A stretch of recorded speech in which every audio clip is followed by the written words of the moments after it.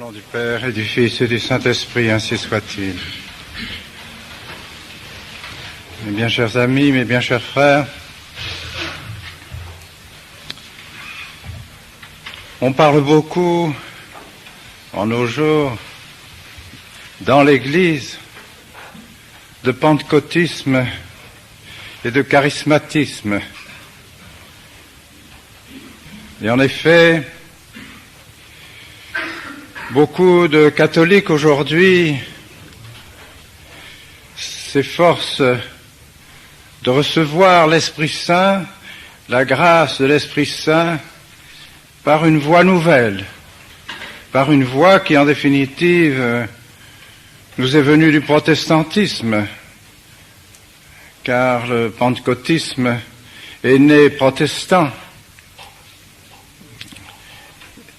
Et s'est répandu dans l'Église il n'y a pas beaucoup de temps. Mais aujourd'hui, ce pentecôtisme dans l'Église s'est transformé en charismatisme.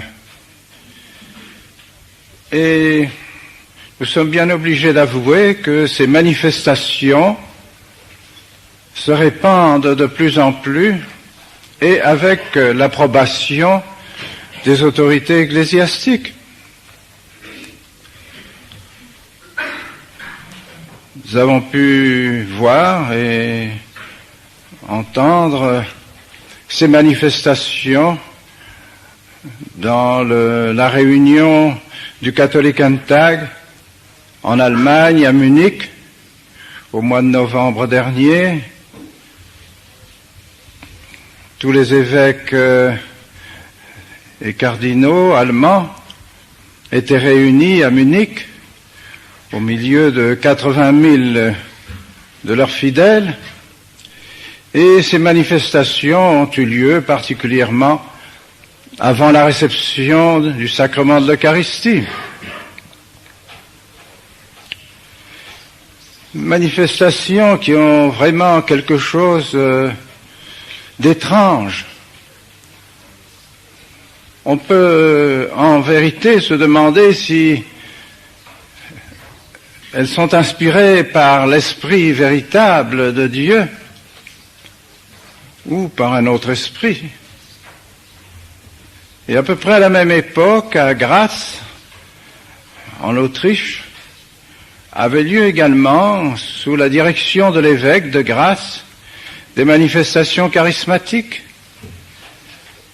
Et l'évêque de Graz expliquait que ces manifestations étaient désormais introduites dans l'Église parce que c'était un moyen d'attirer les jeunes dans les églises qui se vidaient, et que peut-être par là ce serait un moyen de faire revivre la vie chrétienne par cette jeunesse. Dans le même temps, à Paray-le-Monial aussi ont lieu souvent des manifestations de ce genre. Manifestations d'ailleurs qui ont également des aspects assez traditionnels. À Paray-le-Monial en particulier, on remarque qu'il y a des jeunes qui passent la nuit en adoration devant le Saint-Sacrement, qui récitent le chapelet et qui manifestent réellement un esprit de prière. Il y a donc là tout un aspect bizarre et étrange qui mélange à la fois la tradition dans l'Église et des manifestations qui sont plus étrangères à l'Église qu'habituelles dans l'Église. Que devons-nous penser à ce sujet? Devons-nous croire vraiment que c'est une voie nouvelle qui a été ouverte à l'occasion du Concile Vatican II et quelques années avant pour recevoir l'Esprit Saint? Il semble que ces manifestations nouvelles ne soient pas du tout conformes à la tradition de l'Église. D'où vient l'Esprit? Qui nous donne l'Esprit? Qui est l'Esprit? L'Esprit, c'est Dieu. Spiritus est Deus, dit saint Jean. Dieu est Esprit.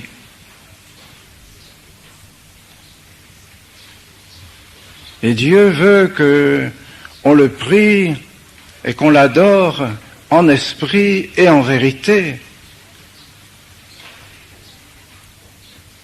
Par conséquent,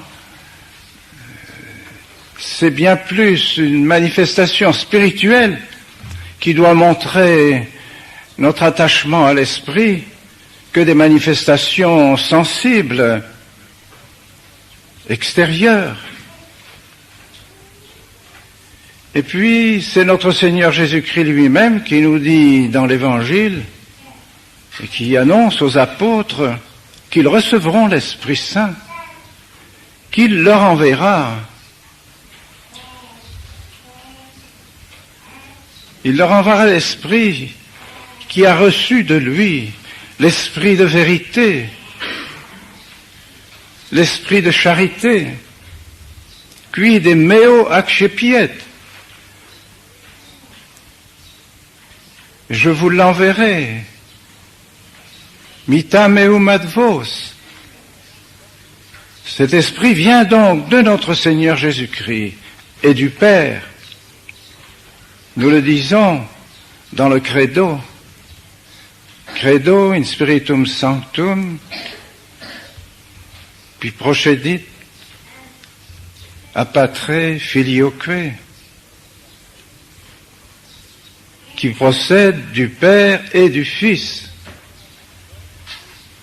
C'est cela la foi catholique. Nous croyons que l'Esprit Saint vient du Père et du Fils, et que notre Seigneur Jésus-Christ est venu précisément sur la terre pour nous rendre son esprit, pour nous rendre sa vie spirituelle, sa vie divine. Et quels moyens a-t-il pris? A-t-il pris ces moyens, ces manifestations que nous voyons dans le pentecôtisme et le charismatisme? Pas du tout. Il a pris le moyen des sacrements. Il a institué les sacrements pour nous communiquer son esprit. Et en particulier, nous devons insister sur cette vérité de la tradition. Notre Seigneur nous communique son esprit par le baptême. Il le dit à Nicodème dans cet entretien nocturne qu'il a eu avec Nicodème. Il lui dit, celui qui ne renaît de l'eau et de l'Esprit Saint n'entrera pas dans le royaume des cieux. Nous devons donc renaître de l'eau et de l'Esprit Saint. Et c'est d'ailleurs ainsi également que notre Seigneur a communiqué son esprit aux apôtres. Les apôtres ont d'abord reçu le baptême de Jean et ensuite, à la Pentecôte, ont reçu le baptême de l'Esprit. Et qu'ont fait les apôtres immédiatement après qu'eux-mêmes avaient reçu l'Esprit Saint? Ils ont baptisé. Ils ont communiqué l'Esprit Saint à tous ceux qui avaient la foi, à tous ceux qui croyaient en notre Seigneur Jésus-Christ. C'est donc de cette manière que l'Église, et que sous l'influence et sous la dictée de notre Seigneur Jésus-Christ lui-même, communique l'Esprit Saint aux âmes par le baptême. Nous avons tous reçu l'Esprit Saint au jour de notre baptême. Il me semble que nous aurions intérêt à méditer davantage la grande réalité de notre baptême. C'est une transformation totale qui s'est accomplie dans nos âmes à l'occasion de la réception de ce sacrement.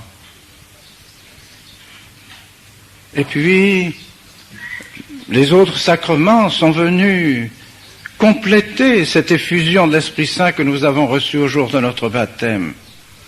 Le sacrement de confirmation, que cet après-midi j'aurai la joie de donner à de nombreux enfants. Le sacrement de confirmation nous communique aussi tous les dons du Saint-Esprit, avec une grande effusion, parce que nous en avons besoin pour alimenter notre vie spirituelle, pour fortifier notre vie spirituelle, notre vie chrétienne. Et ce n'est pas tout. Notre Seigneur a voulu que deux sacrements en particulier nous communiquent son esprit d'une manière fréquente, afin d'entretenir l'effusion de son esprit en nous. Ce sont les sacrements de pénitence et le sacrement d'Eucharistie. Sacrement de pénitence qui renforce la grâce que nous avons reçue au jour de notre baptême et qui purifie nos âmes de nos péchés. Car nous ne pouvons pas penser recevoir de nombreuses grâces de l'Esprit Saint si nos âmes se trouvent en état de contradiction avec l'Esprit Saint par le péché. Le sacrement de pénitence, par conséquent, nous restitue la vertu de l'Esprit Saint, la vertu de la grâce. Et que dire du sacrement de l'Eucharistie, qui nous est donné par le saint sacrifice de la messe? Car c'est dans le même instant que le sacrifice de la messe est réalisé, le sacrifice de la rédemption continué, et que le sacrement est réalisé, le sacrement de l'Eucharistie.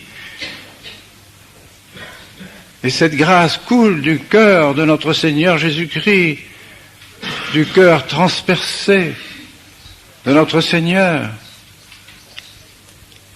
Le sang et l'eau qui coulent manifestent à la fois les grâces de la rédemption par l'eau qui coule de son cœur sacré, et le sang qui coule, c'est sa vie divine qui nous est communiquée. Alors, dans la Sainte Eucharistie aussi, nous recevons à la fois la sanctification de nos âmes par l'éloignement du péché et par l'attachement à notre Seigneur Jésus-Christ. Autant de sources de l'Esprit. Les sacrements de mariage et le sacrement de l'ordre sont des sacrements qui sanctifient la société. Le sacrement du mariage sanctifie la famille. Le sacrement de l'ordre est donné pour communiquer précisément l'Esprit Saint à toutes ces familles chrétiennes, à toutes les âmes.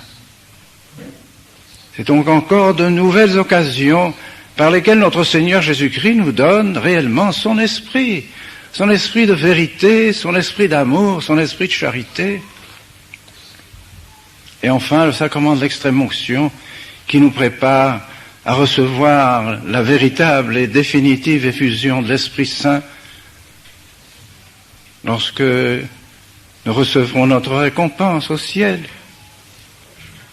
Voilà les moyens par lesquels notre Seigneur Jésus-Christ a voulu nous communiquer sa vie spirituelle, son propre esprit. Nous n'avons pas le droit de choisir d'autres moyens et de vouloir d'autres moyens que ceux que notre Seigneur Jésus-Christ a institués lui-même. S'il s'est donné la peine d'instituer ces moyens si simples, si beaux, si efficaces, si symboliques en même temps, nous n'avons pas le droit d'espérer que par nos simples manifestations extérieures, des gestes particuliers, nous avons le droit, en quelque sorte, de recevoir l'Esprit Saint. Il est bien à craindre que ces manifestations soient inspirées par le mauvais esprit pour tromper précisément les fidèles en leur faisant croire qu'ils reçoivent le véritable esprit de notre Seigneur, mais qu'en réalité, ce n'est pas du tout celui-là qu'ils reçoivent, mais bien un autre esprit. Alors prenons garde de nous laisser entraîner dans ces manifestations ou dans ses désirs. Et détournons ceux qui, dans nos familles, à l'occasion, sont attirés par ces manifestations. Disons-leur que notre Seigneur a pris le soin de nous donner son esprit par ces sacrements. Et quel est l'effet de la descente de l'Esprit Saint, de l'effusion de l'Esprit Saint en nous? C'est d'abord de nous éloigner du péché par ces dons particuliers de force et de crainte de Dieu, et particulièrement de la crainte filiale, non point de la crainte servile. Oh, certes, la crainte servile est utile, c'est-à-dire la crainte des châtiments peut être utile pour nous maintenir dans la voie de la fidélité à notre Seigneur Jésus-Christ, à ses commandements. Mais c'est surtout la crainte filiale que nous devons cultiver. C'est celle-là que nous donne l'Esprit Saint dans son don de crainte. La crainte de nous éloigner de celui qui est notre tout, de notre Seigneur Jésus-Christ, de nous éloigner de Dieu, de nous éloigner de l'Esprit Saint. Cette crainte devrait être suffisante et devrait être efficace pour nous éloigner de tout péché volontaire, quel qu'il soit, d'éloigner nos volontés de Dieu, d'éviter que nos volontés s'attachent à des biens contrairement à la volonté du bon Dieu. C'est le premier effet des dons du Saint-Esprit. Et puis, le Saint-Esprit aussi nous inspire de nous soumettre à la volonté de Dieu par les dons de conseil et par les dons de sagesse. Le don de conseil qui perfectionne la vertu de prudence. Nous avons besoin au cours de nos existences de savoir quelle est la volonté du bon Dieu pour la faire, pour la pratiquer. Ce n'est pas toujours facile. Il se trouve parfois que certaines décisions sont difficiles à prendre et qu'il est difficile de connaître la volonté du bon Dieu. Alors le Saint-Esprit nous éclaire par le don de conseil et par la vertu, par le don de sagesse.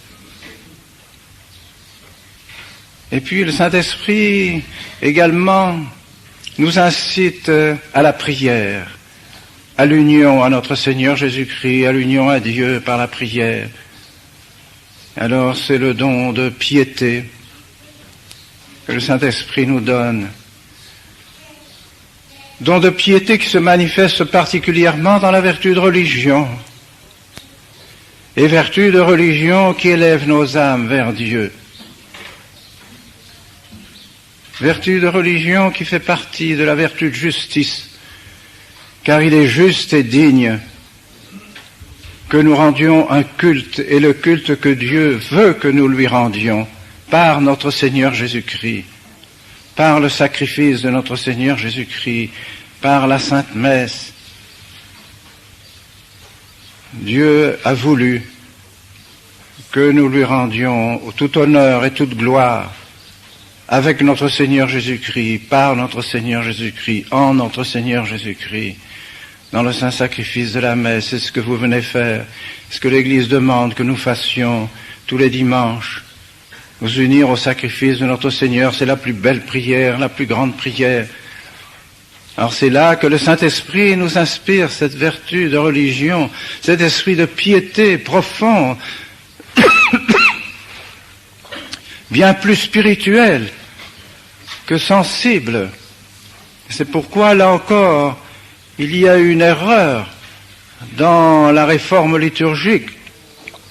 Lorsqu'on a tant insisté sur la participation des fidèles. J'ai entendu moi-même Monseigneur Bonini, celui qui a été la cheville ouvrière de la réforme liturgique, nous dire toute cette réforme a été faite dans le but de faire participer davantage les fidèles à la liturgie. Mais quelle participation? Voilà ce qu'il faut se demander. Quelle participation? La participation extérieure, la participation orale, n'est pas toujours la meilleure participation. Pourquoi la participation extérieure? Pourquoi ces cérémonies? Pourquoi ces chants? Pourquoi ces prières vocales? Mais pour l'union intérieure, pour l'union spirituelle, pour la participation spirituelle, surnaturelle, pour unir nos âmes à Dieu. C'est pourquoi il n'est pas du tout inconcevable que les fidèles, que n'importe quel assistant au saint sacrifice de la messe reste en silence pendant tout le saint sacrifice de la messe, n'ouvre même pas son livre de messe, je dirais, pendant le saint sacrifice de la messe. S'il se sent vraiment attiré, conquis, inspiré en quelque sorte par les sentiments que le prêtre manifeste dans son action.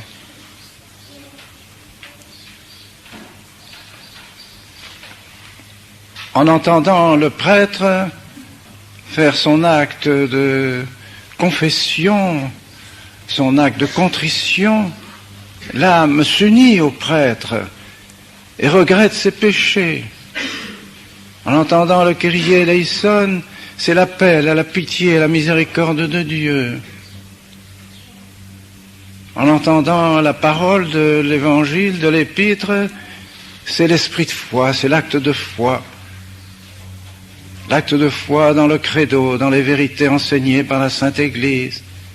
Et l'offertoire, l'âme s'offre avec l'hostie sur la patène, offre sa journée, offre toute sa vie, offre sa famille, offre tous les siens à Dieu. Et ainsi, les sentiments continuent à travers cette messe magnifique. C'est cela la participation véritable, c'est la participation intérieure de nos âmes avec la prière publique de l'Église. Ce n'est pas nécessairement une participation purement extérieure.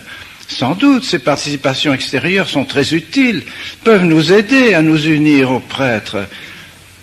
Mais le but est toujours cette union spirituelle de nos cœurs, de nos esprits, de nos âmes, avec notre Seigneur Jésus-Christ, avec Dieu.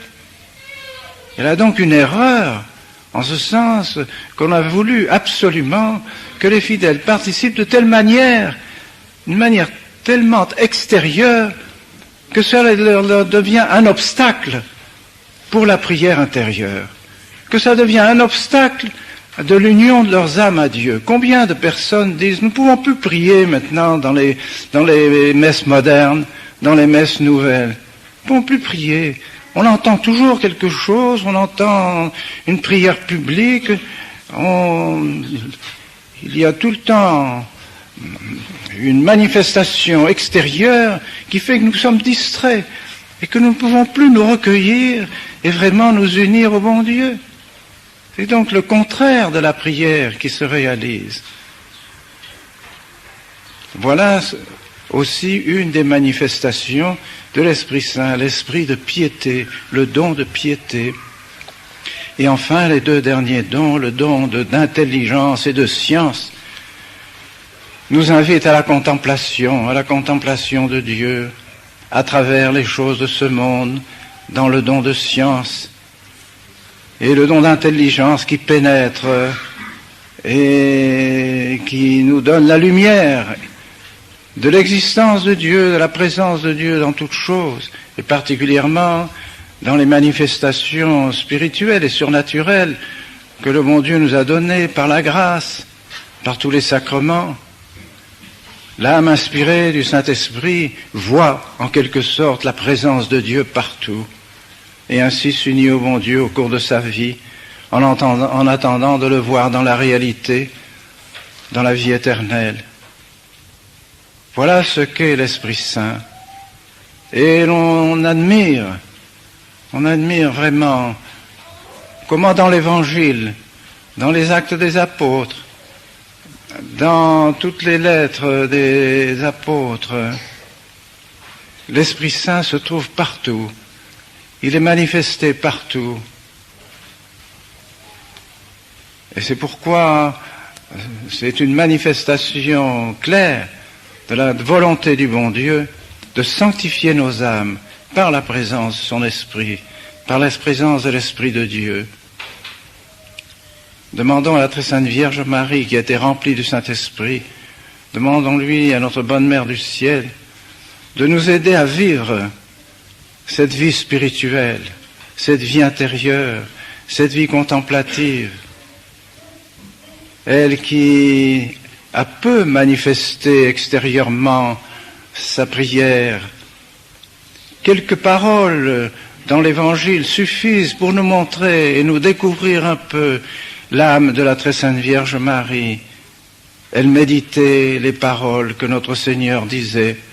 Elle les répétait dans son cœur, dit l'Évangile. Voilà l'esprit de la très sainte Vierge Marie. Elle méditait les paroles de Jésus. Méditons nous aussi les paroles de l'Évangile. Méditons les paroles que l'Église met sur nos lèvres afin de nous unir toujours davantage à Dieu. Au nom du Père et du Fils et du Saint-Esprit, ainsi soit-il.